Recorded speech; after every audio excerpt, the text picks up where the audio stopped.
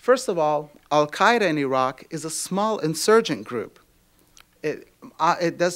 Most of its attacks amount to about 15 to 20% of the total insurgent attacks. And this is somewhat puzzling because when we're watching CNN or Fox or whatever it is that we watch, you often hear of Al-Qaeda in Iraq as if it's the only insurgent group. But that is not the case. It's actually one of the smaller groups in the insurgency. But because it is one of the smaller groups in the insurgency, to make a name for itself, it relied on spectacular attacks. Attacks at UN buildings, at Red Crescent buildings, or various embassies, and attacks on Shiite civilians and Iraqi government.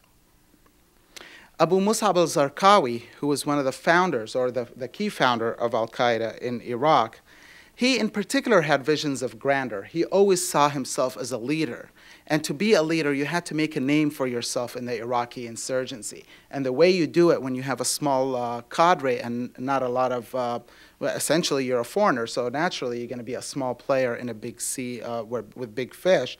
He went for the big spectacular attacks. And that quickly elevated him to one of the leaders of the Iraqi insurgency.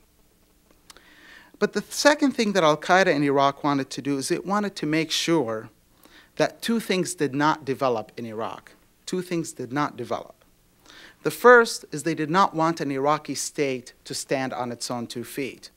If you have an Iraqi state that is viable, with an army, with security services, with police, with institutions that deliver goods and services to the public, then you are finished as a small group, as an insurgent group in Iraq, because the government would be seen as legitimate.